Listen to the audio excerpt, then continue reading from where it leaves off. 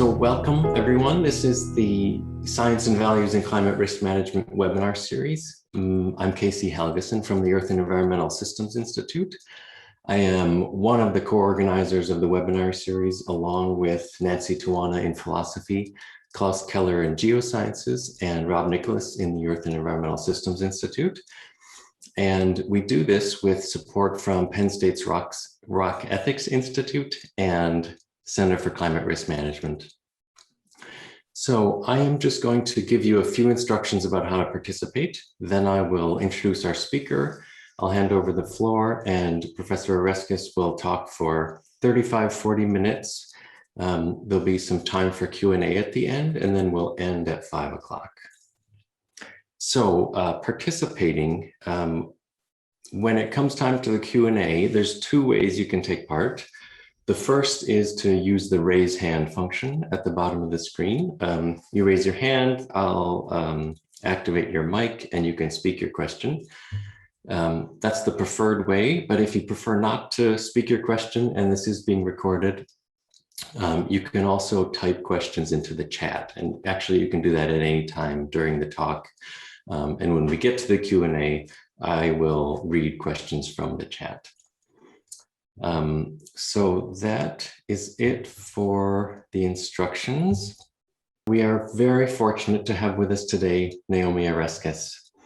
She is the Henry Charles Lee Professor of the History of Science and also affiliated Professor of Earth and Planetary Sciences at Harvard University. She is an internationally renowned geologist, science historian, and author of both scholarly and popular books and articles on the history of earth and environmental science.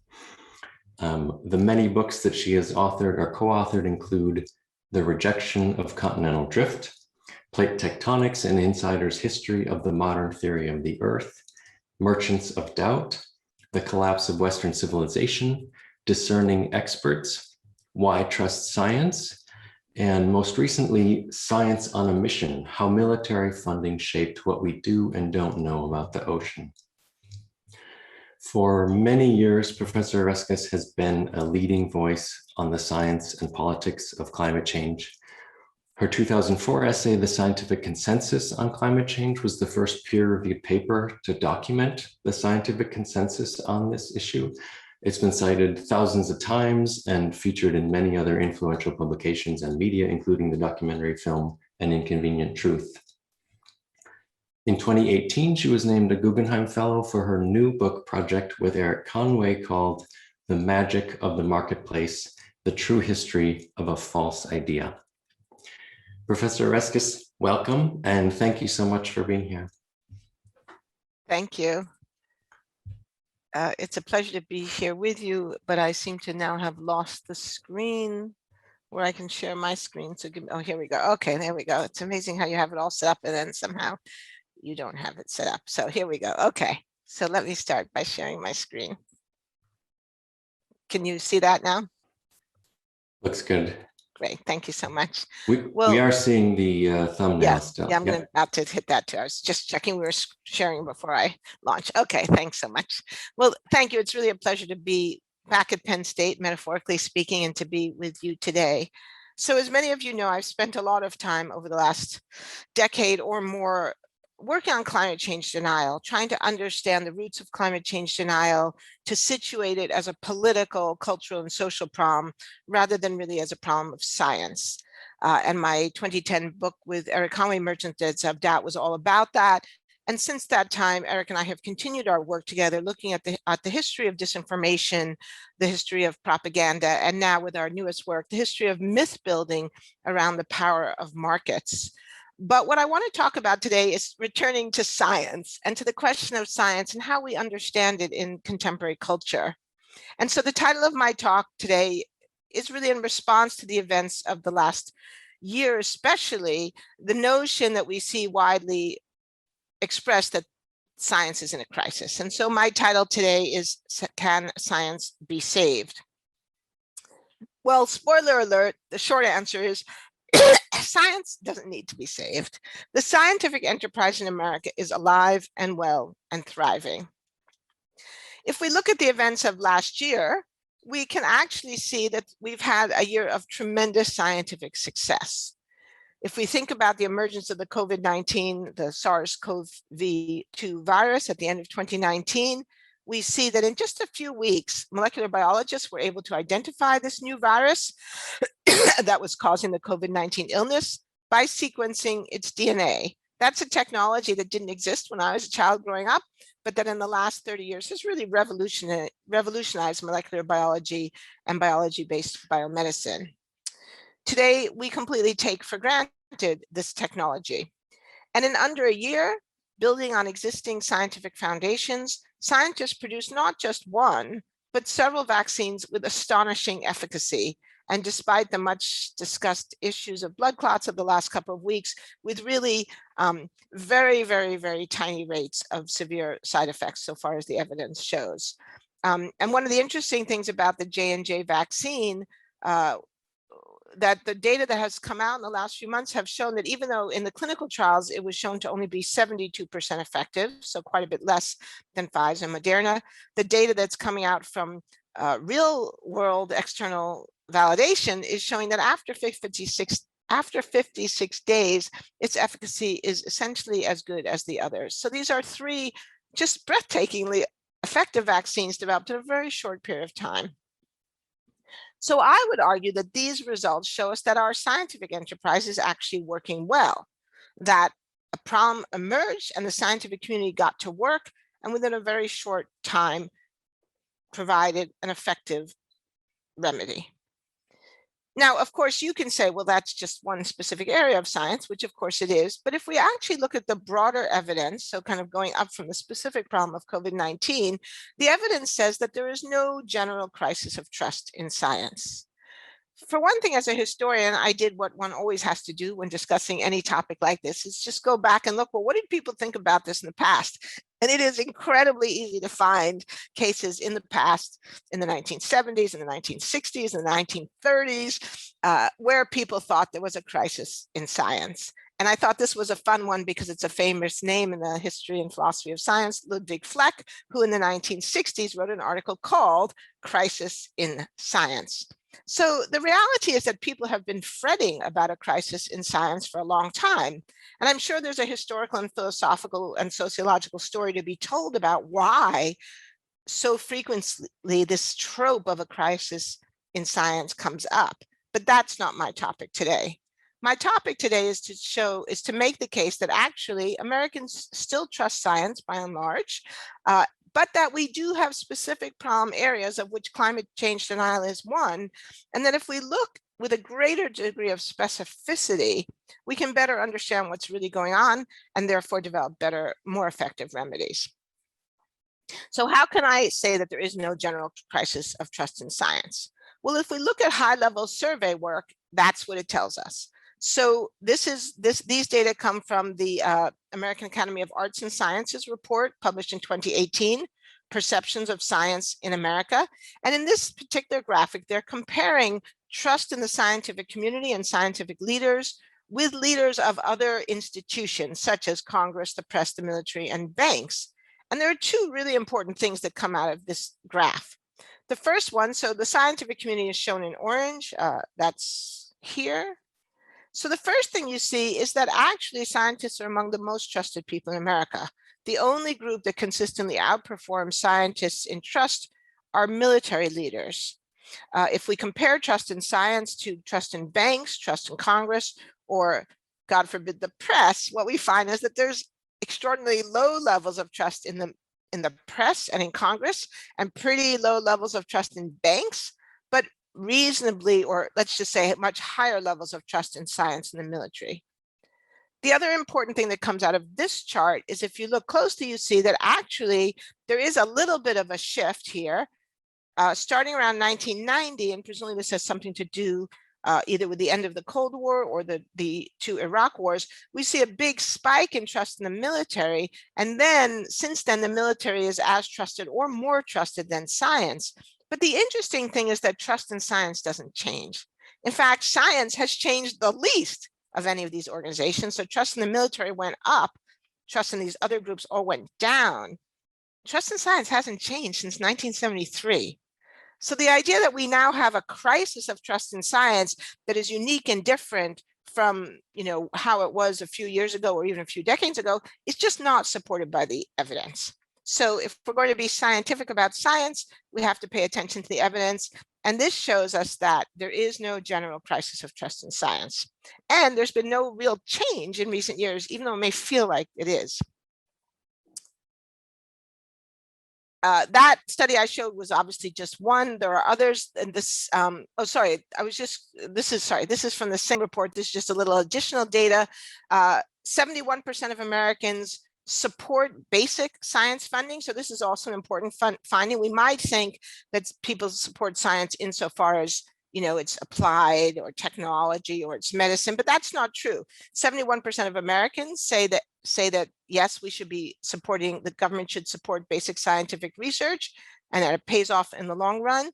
And also a similar number believe that investing in engineering and technology pay off in the long run. So there's no significant difference between the way Americans view basic science and how they view engineering and technology. And I think that's really interesting result. I think that's not what a lot of people would have guessed.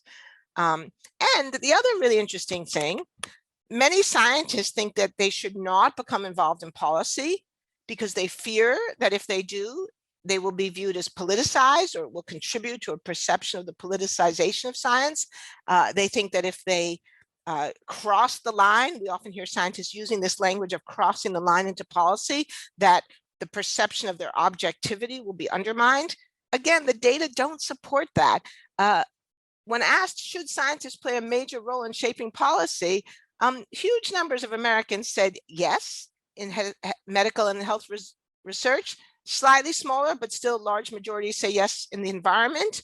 When it gets to things like education, defense, and job creation, then Americans are not so sure. But I would argue, well, fair enough. I'm not so sure either. I mean, most scientists are not experts in national defense, job creation, or even education. So what we see is that in the areas where scientists have recognizable, appropriate expertise, the American people want them to be involved in shaping public policy. And I think that's very different than what a lot of people assume. Okay, as I started to say, there are other studies as well. An important one that came out last year is the Pew Research Survey on Global Publics. They had some interesting questions about science, and this one now extends beyond the United States. The data do vary a lot depending upon what country you're in, but we see that in many countries, including the United States, the UK, Canada, Sweden, the Netherlands, so what we could broadly call the OECD countries, but also India, a large majority do trust scientists, at least somewhat, and in many cases a lot, to do what is right. So this is showing, again, a pretty broad degree of trust in science among many people in the developed world. Data obviously are a bit more complicated, and if we have more time, or if people want to ask about them in the Q&A, we of course can. Okay, so I've already talked about this. I just thought I'd throw this in for fun because this comes from my latest work with my wonderful research associate, Jeffrey Supran. One of the things that we often encounter when we talk in public is people who will say, well, why should we trust climate scientists because they're always getting it wrong? Well, that trope comes from the climate denial world because climate scientists aren't always getting it wrong. And so just for fun, we went back and did a reanalysis of some of the early projections of climate change that were made by modelers back in the 60s, 70s, and 80s, and then looked at how the data actually had fared. So the red line is what actually happened, observations of mean global temperature. Here's a set of different projections that were made from about from the 50s onwards. And you can see that the actual results, the real world external validity, sits well within the envelope of the model projections. And actually, if you just get rid of that outlier one, it's almost smack in the middle.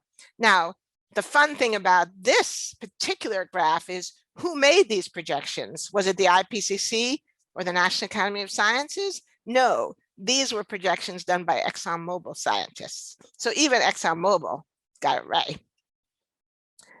Okay, so what the heck is going on here? Why do we have the perception of a crisis in science, a general crisis, when in fact the data don't support that? Well, obviously part of the story has to do with the media. The media have been telling this story for the last several years of a crisis in trust. Will public trust in science survive the pandemic? a crisis of trust. And I have to say, a lot of these articles were published in the magazine Nature. So I think the Nature editor should have a re-examination of their editorial policy. Some of this obviously has to do with the so-called replicability crisis, which again, I'm not going to address today, but we can discuss in the Q&A. But clearly the media have played a major role in pushing the narrative of a crisis in science that is not in fact consistent with the facts. But that said, there are some interesting things going on. If we drill down below the levels of these broad surveys, then we do find some interesting and in some cases troubling patterns. So one way of thinking about it is to ask the question, to whom do we look for authority? And here we do see a very clear difference, both in the United States and in many other countries, between who people on the right wing of the political spectrum look to authority and who people on the left wing look to for authority. So this is again from the Pew data. This is the United States, and asked, you know, to what extent you trust scientists or the military a lot to do what is right for the general public.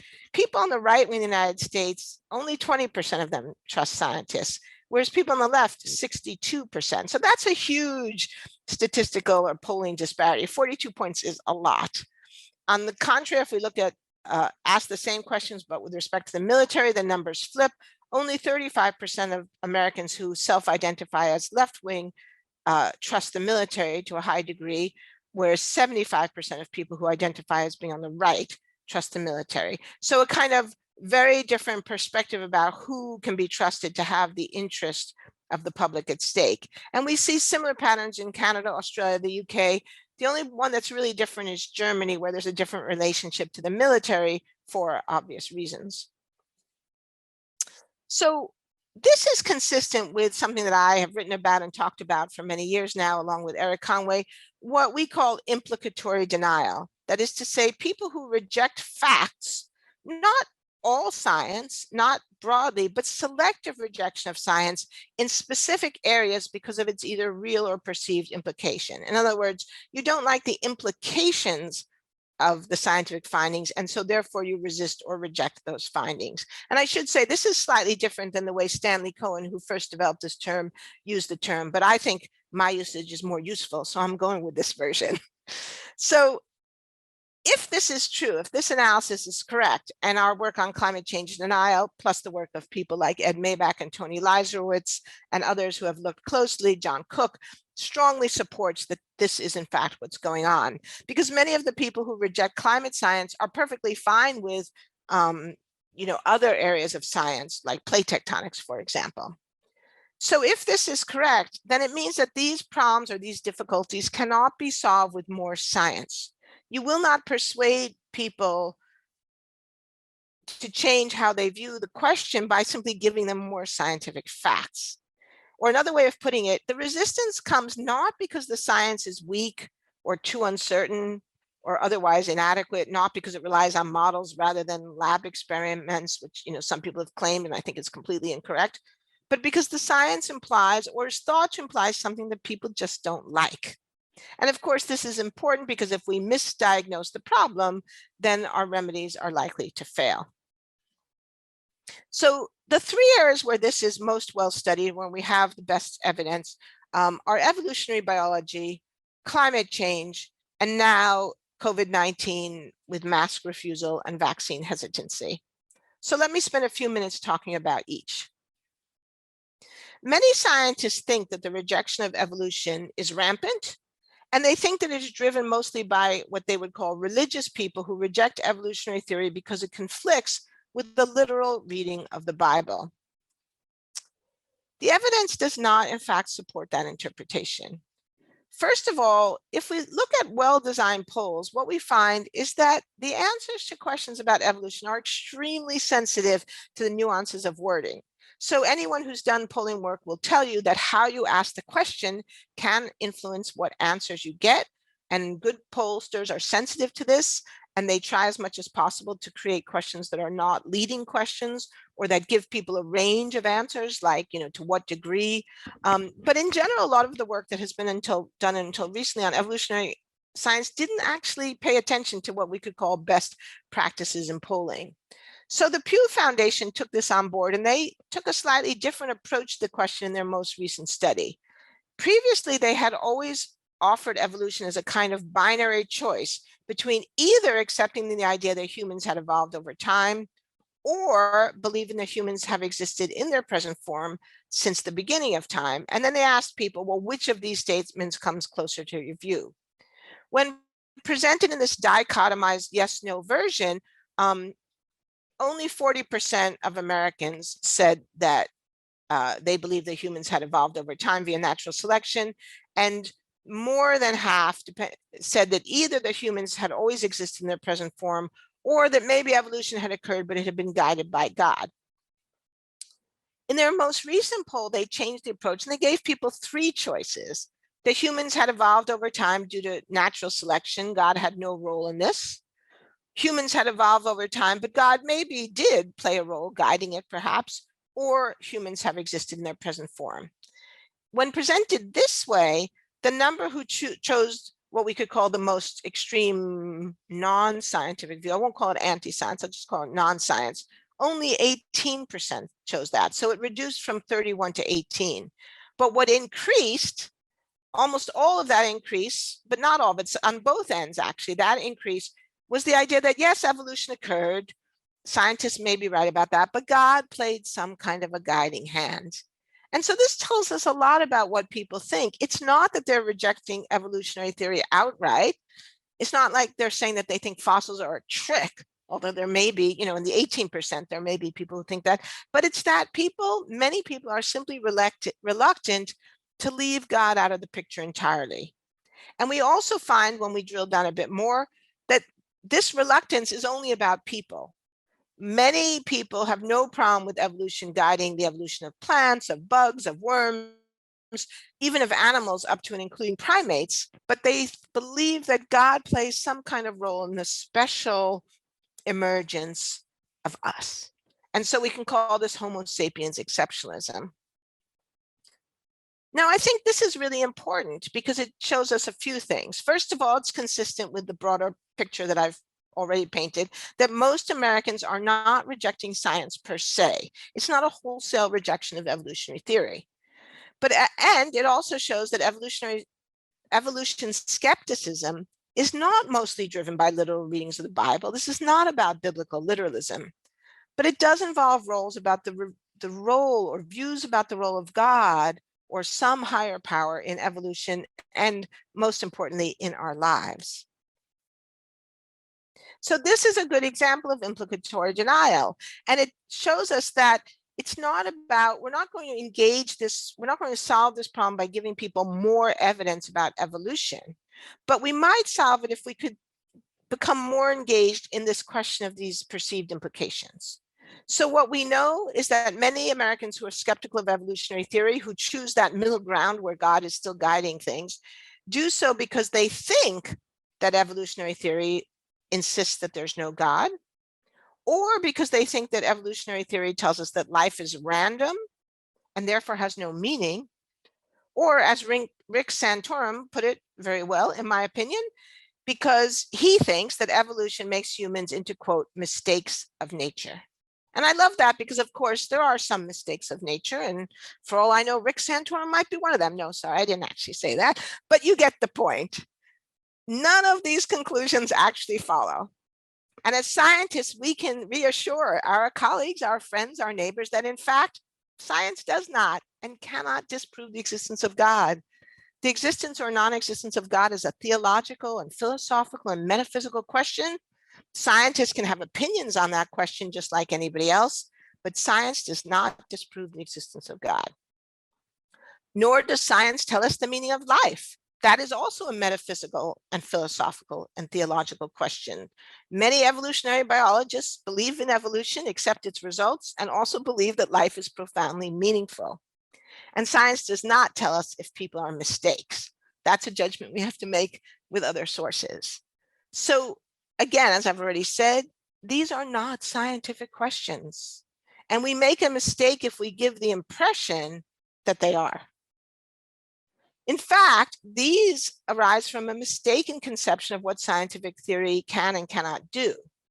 Now, admittedly, that misconception has been perpetuated by some scientists, and this is one reason that the National Center for Science Education, whose board I'm on, has now taken on a big project, not simply to teach people about evolution, but to teach people about the nature of science.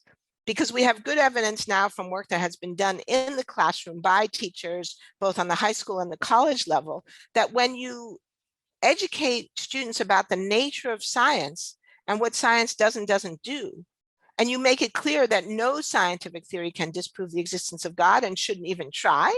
Well, that's my opinion. Some people might disagree, but I think it's a category mistake when scientists get engaged in discussions about whether science does or doesn't disprove the existence of God.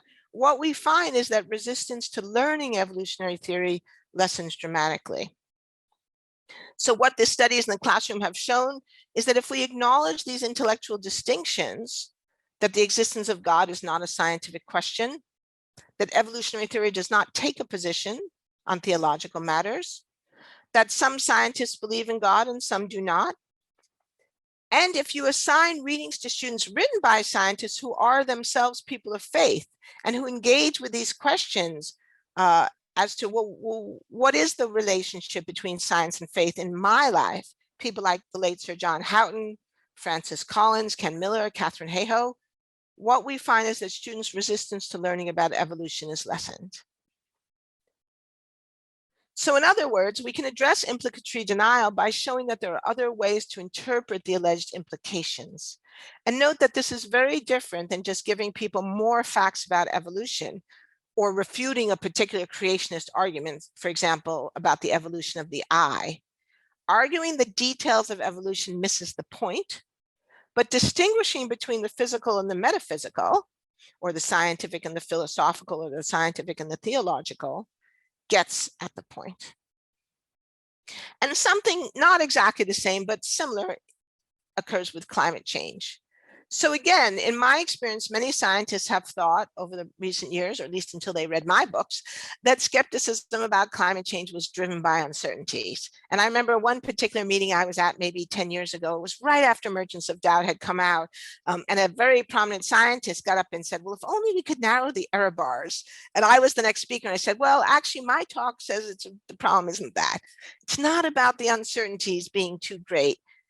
It's not about, and it's not about inadequate articulation of the uncertainties. So for example, some of you know that the IPCC has spent a lot of time working on uncertainty guidance, trying to figure out the best, most transparent and accurate way to communicate scientific uncertainties regarding climate change, and of course, to reduce those uncertainties and better explain them. Now, I don't want to say that this work is misguided. Obviously, to the extent that it's possible to reduce scientific uncertainties, that's a good thing, especially if it can help insurance companies or reinsurance companies. But I think if you look at the IPCC efforts in this area, you see they're extremely laborious. The language is often overwrought, sometimes impenetrable. But the more important problem is that it's, as an evolution, it's actually misdiagnosing the problem.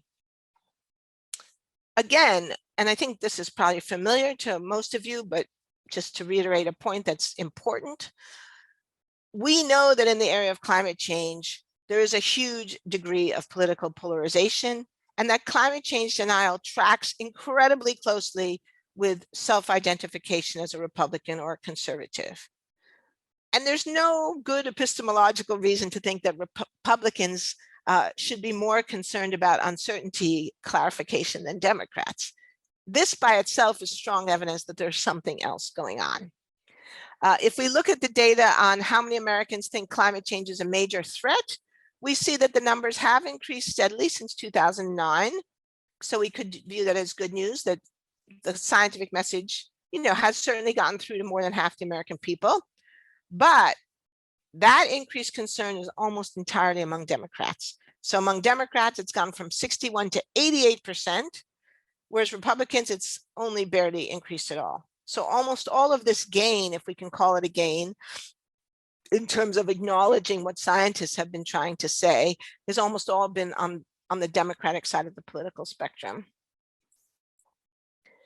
Now, this reflects a broader pattern of polarization between Republicans and Democrats that actually goes back to the 1990s. And this is something I've talked about a lot in my earlier work.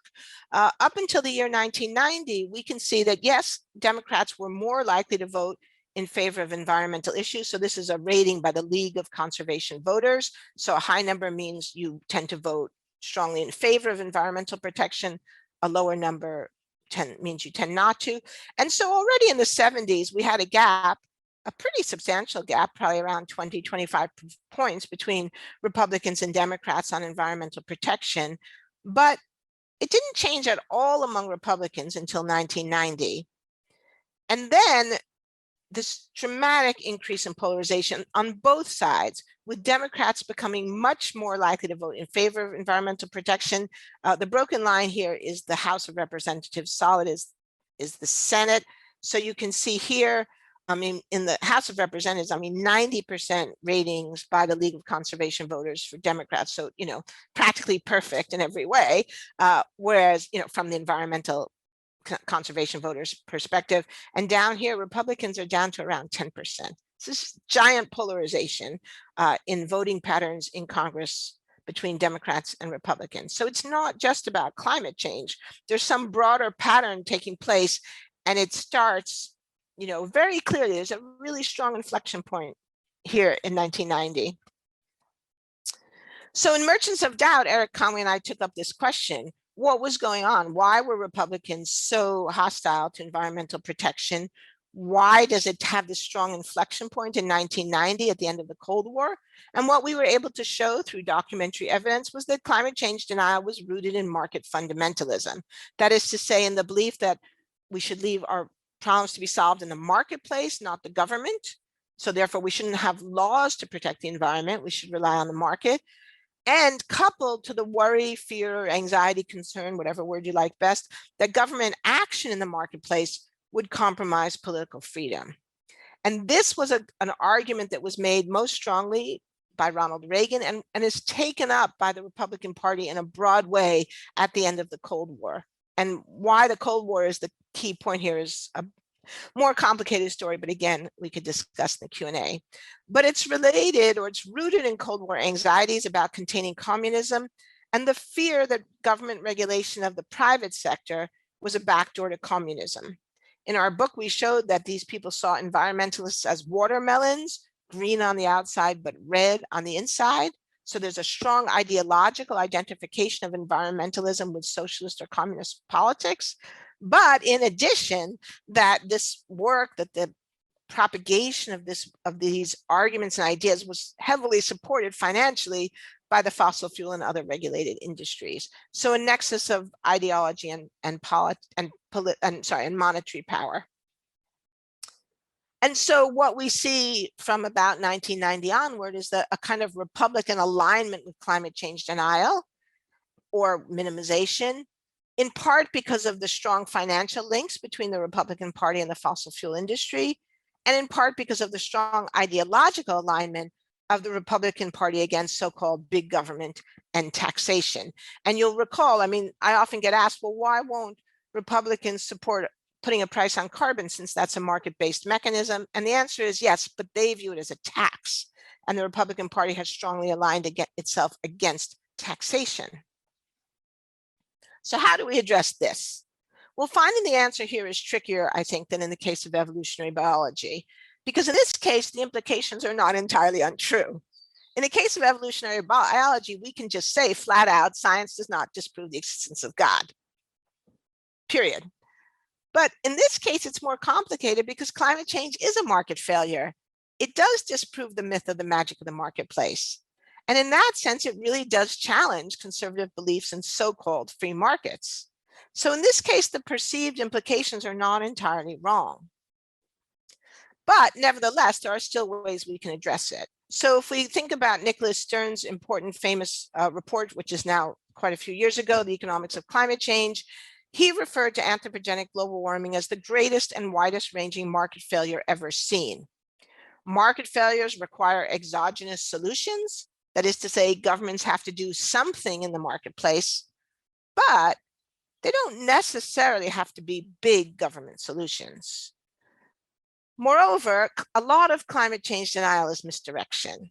As many of you know, the fossil fuel industry is not a remotely free market. In fact, in our new book, Eric and I are making the argument that there's no such thing as a free market. All markets have rules and regulations, but the fossil fuel industry is particularly not free. It's massively, massively subsidized. In the United States alone, the US gives $180 billion to the fossil fuel industry.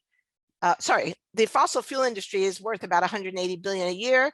The government gives that industry between $5 and $62 billion a year in direct subsidies. So that's a very big number, depending upon the estimate. And when you account for indirect subsidies, including things like public health impacts, the handout could be as high as 649 billion. I should just round that to 650. Other numbers I've seen say 700. I like to compare it to the Troubled Asset Recovery Program, which was about 700 billion. So this is telling us that fossil fuels are not succeeding in the free market, but in fact, they're a deeply troubled asset. If we look globally, the IMF, which is not exactly a left-wing organization, estimates that the world spends 5.3 trillion on energy subsidies in 2015, and most of that went to fossil fuels. In fact, I found in my public talks that the Americans have this perception of renewable energy as heavily subsidized, but in fact, for every $1 that subsidizes renewable energies, about $10 goes to subsidizing fossil fuels. So the fossil fuel industry has tried to distract us from the realities of the cost of climate change, in part by telling the story about the free market, when in reality, this is a story of market failure. And so fundamentally, fundamentally, this is a con game. It's a big lie. And one of the things I found in my own work is that nobody wants to be conned. So if you can explain to people that it's not a free market, that it's heavily subsidized, and then suggest that one place we could start would simply be to eliminate all of the subsidies for fossil fuels, or even all of the subsidies altogether, because renewables would beat the pants off fossil fuels if they weren't so heavily subsidized. People who might initially be resistant to the argument, I find at least you can tell they're beginning to at least pay attention. Okay, the third example is COVID-19 and mask mandates. So what about that? What is that all about? I mean, in some ways, this is the hardest and the weirdest of the three, because people used to say that the reason why nobody was responsive to climate change, it was too far off in the future, too far away in time and space. And then suddenly we had this crisis that was right here, right now, and it was truly a matter of life and death. I mean, truly, we didn't have to try to make the connections from, say, climate change to hurricanes, to flooding, to death. The connection was there. And yet still we found this tremendous resistance. And still the issue became highly polarized. And again, the polarization is part of the clue to the story. Because even more than evolutionary biology and climate change, mass rejection in the United States aligns with radical individualism, or with the radical individualism that characterizes a lot of conservative thinking in America. And it aligns with the conservative rejection of mandates generally, and it tracks with a hostility towards, again, what's seen as, quote, big government. How do I know this? Well, we're beginning to have poll data on this, but I made this talk about 6 weeks ago before some of the more recent polls had come out, and I'm happy to say the polls support my interpretation. But so what I did was to read the messages in the protests. When people protested against masks, when people protested against vaccinations, well, that not so much. We've mostly seen the protests about masks. What do they say? And what we see is a set of themes, all of which are consistent with the traditional American conservative ideology of individual rights, individual choice, hostility to big government, hostility to mandates. So here's one example of a set of signs where we can see mass rejection being expressed as individualism and personal rights. And of course, this one here got a lot of attention, my body, my choice. That was, of course, riffing on, or one might say stealing, the arguments of the abortion debate of women's rights advocates who would say that having an abortion is a personal choice. And so now this is being flipped on its head, saying, well, it's my right not to wear a mask because it's my body. Or this one over here, I like this a lot, give me liberty or give me COVID-19. Well, of course, his syntax is wrong because it should be give me liberty and give me COVID-19, but you get the point. Or this one, my constitutional rights are essential. So seeming to imply, sorry, I'm having a little trouble with my mouse here, seeming to imply that the government demand to wear a mask was somehow unconstitutional. Now, of course, this is an interesting one because this person is actually wearing a mask, unlike most people in most of these protests. So go figure. Another big theme that one could see in the mask protests was the idea of refusing to wear a mask being a form of refusing to bow to tyranny. So a kind of defiance of tyrannical government. This one actually in the upper left on my screen, not sure if it's up or right on yours, but this was actually from Canada, protecting our civil liberties, walk to freedom. So we can see these tropes are not unique to the United States, but we all know that everything important in Canada comes from America in the first place anyway. Haha. We will not comply. Freedom matters. No forced masks. No mandated shutdowns. Freedom first. The new symbol of tyranny. Mask mandates, strict group sizes, contact tracing. What's next? So, and again, we see freedom, freedom, freedom as a trope similar to debates about climate change. And then just the kind of general hostility to government as the enemy, government not as an expression of the will of the people, but as a hostile force. So here we have these posters about mind control, government kills more than COVID. Not really exactly clear what that's referring to, but it tells you what that person thinks. And then there's a kind of general, don't tell me what to do attitude in all of this. I will not be masked, tested, tracked, or poisoned. This will not be my new normal, right? So the government is big brother. Now, there is a little bit of science denial in this, of course, and I actually searched through photographs to come up with some examples of people who did relate this to science. And one of the things that was interesting was how hard it was actually to find that. The vast majority of these protests, you see no evidence whatsoever that this has anything to do with science. But there was this one, no scientific proof. Well, we've heard that in the climate debate, right? That there's no proof. Or this one, conflicting science should never lead to mandates. And again, that's something we've seen in the climate change space, the idea that there's a big fight, that scientists don't agree, and therefore it's premature to have policy when scientists don't agree. And of course, that's false. It's based on a false premise because there's huge agreement among scientists that masks can reduce the spread of respiratory viruses. There was some bad communication around that in the beginning, for sure, but the science is not conflicting. The science is, in fact, very clear. So in all of this, there is some rejection of science, to be sure, but it's not primarily driven by lack of trust in science, much less by real epistemological problems in science. I mean, I know there are philosophers of science in the audience, and of course there are real epistemological problems in science, and we could talk about them, and we could have a lot of fun talking about them, but they aren't what's driving most of what we're seeing here in the cultural space. Most of what we're seeing is driven by theological, political, ideological, and personal concerns. So what does this mean? Well, I think that it means, first of all, that anyone who says that facts don't count is really doing a disservice to the evidence. For the vast majority of Americans who do trust science, facts do count. And certainly in the work that I've done through NCSC, facts count an awful lot to teachers who are desperate for support and good information. So one part of this talk is a plea to any of you who are out there, particularly any climate scientists, to work with teachers, to make connections with teachers in your own community and to help them get the information they need to do a good job in the classroom, because almost all of them want that. And many of them, though, are up against resistance from their students, from their communities, and sometimes from their school boards. And they do need our help and support to teach science well.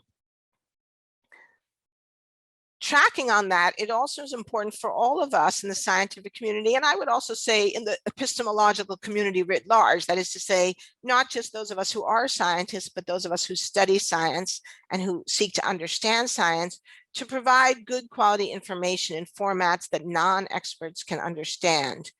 That is to say, to speak in plain English. We can do this. It's not that hard. We don't need jargon. Sometimes we need technical terms, sure, but then we can define those terms as best as possible in plain language. And there's been some fun stuff going on in Twitter about this topic these last couple of weeks. But For the minority who are motivated by non-empirical concerns, then our outreach has to recognize those concerns, particularly insofar as they might be valid. That is to say, it is a valid question that has never been resolved by 2,000 years of epistemology and probably never will be if God exists. It's a totally valid question, and we could have a conversation about it, but we won't get anywhere if we dogmatically insist that science disproves, dogmatically and wrongly insist that science disproves the existence of God. And in terms of personal choice and freedom, I think it's not that hard to acknowledge some degree of empathy with that position. I mean, I don't want the government telling me what to do either. And it's not that long ago that it was mostly people on the left that worried about government overreach. Today, it's people on the right, but that could change again, right? So we could apply the Rawls test there and have a little bit of empathy for some of the roots of the concerns, even if we don't necessarily agree with how they express themselves. And I think for scientists, as much as possible, to try to communicate our findings without making it seem like we're telling people what to do. So one phrase I try never to use that I sometimes hear my scientific colleagues use is to say, well, what the science tells us we have to do. Well, that's not right. I mean, science doesn't tell us what we have to do. Science tells us what the consequences are if we do or don't do certain kinds of things. And that's what I think we need to communicate to our fellow Americans. I'm going to just leave it at that, I think, because I think I want to make sure that we have plenty of time for questions. Thanks so much. Fantastic. Thank you so much. I will give people a little bit of time to collect their thoughts and start putting questions again, either into the chat or raising your hand. Meanwhile, one small announcement. So as some of you know, in this series, we usually have a discussion, additional follow-up discussion with the speaker the next day.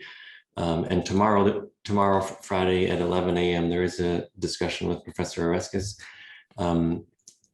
The registration for those discussions is capped, but last I checked, there were a few spots still open, and I'm putting the registration into the chat right now if you are interested. So I will start with one from the chat, and then I see there's a hand there as well. A question from Jenny. Another framing of individual rights is the right to be able to move about freely and safely. In this case, safety is because people are masked and physically distancing. So why isn't this framing used to reduce resistance to masking? Yeah, I started answering that just now. And I mean, the obvious answer is because scientists have not heard me speak. No, I think this is the point of what I'm trying to say here, exactly, that I think you're absolutely right. So if you understand that for many people who are resisting masks, the framing is a framing of individual rights, then it invites exactly the response that you just have offered us, right? That actually by wearing a mask, we can increase our freedom, we can travel freely, we can see our families, we can do all the things we want to do, go to church or synagogue or mosque. It's the disease that is taking away our freedom, not the mask. But I think because scientists have not fully understood this, it hasn't occurred to them that that's the framing that we need. Now, in fairness, I mean, I don't fault, Dr. Fauci or any of the molecular biologists or immunologists have worked on this. In a way, this is a problem of specialization, that if you're a virologist or an immunologist or a respiratory disease specialty, you know a heck of a lot about viruses and respiratory diseases. And you've been pretty busy this year, and you haven't necessarily had the time to, read the literature or, spend hours going through the photographs online of protest rallies. So you may not really realize that that's what's going on. And that's where, I think the sort of interdisciplinary work that Nancy Tuana has pioneered at Penn State and others have done is so crucial, that we need to find ways to work together with scientific colleagues, because they may not have the time to do the kind of analysis that I've just presented here, and that's fine. But we have to find ways to work together so that we can clarify some of these questions and figure out what modes of communication and what framings can be effective.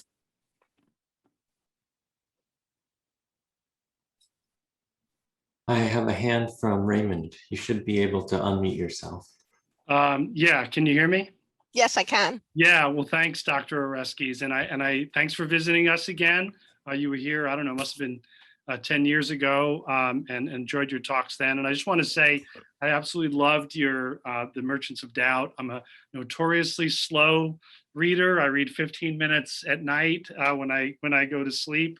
But this book I read in a weekend. It was so Great. beautifully written and just such a revelation to me. So I just wanted to let you know how much I appreciate that. And I wanted to ask something about some of the earlier slides you showed about how people view science. I noticed a lot of them ended in these surveys ended in 2016 or early 2017. And of course, we had a big change in this country over the past 4 years. And it seems to me that there was a big shift in the way people thought, but that's maybe just kind of an impression. And I just wonder if there are any data on what's happened very recently about how people view science.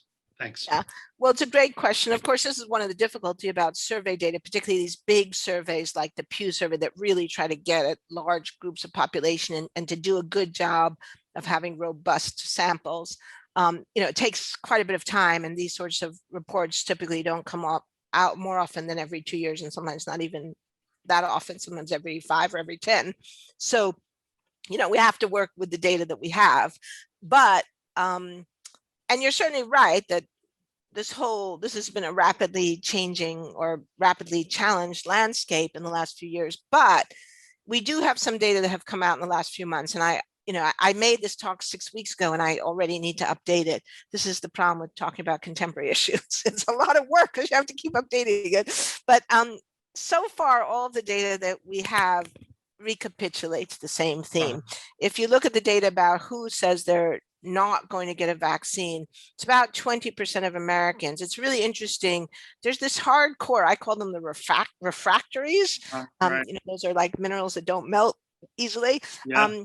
There's a hardcore of people who absolutely don't believe in climate change, absolutely reject evolutionary theory, lock, stock, and barrel, and who now say they absolutely will not get a vaccine. And it's always around 20%. Yeah. I don't know if it's the same 20%, but I kind of suspect that it probably is.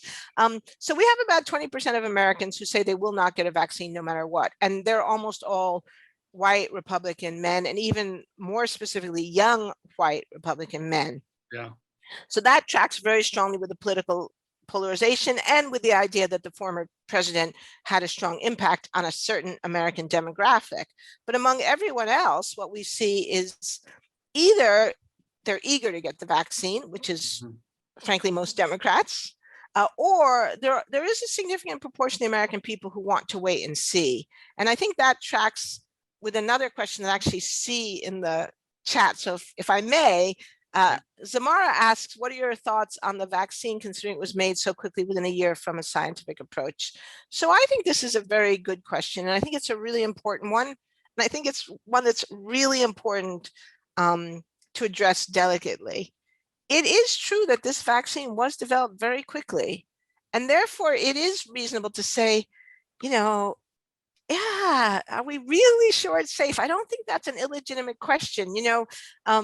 I have a line that I often use in talks, which I feel like I may have even have used at Penn State when I was there, because I remember Nancy and I discussing this. So my dad was an immunologist, and he worked in a hospital setting where he was always seeing how the pharmaceutical industry was pushing drugs on doctors. And often the doctors were totally swamped with patients. They didn't have the time to do the research themselves on the safety and efficacy of these drugs. And so they would give the drugs to patients and they'd say, well, I just got this sample, why don't you take it and try it and see how it, what you think. And my father was really shocked by that. And I remember him discussing, the problem of external validity. This is, when I was a teenager in high school, and how he explained to me how a lot of times the clinical trials would last, if you were lucky, a good clinical trial would last 6 months. But then you would give it to patients with chronic diseases, and he worked on rheumatoid diseases, which are chronic diseases.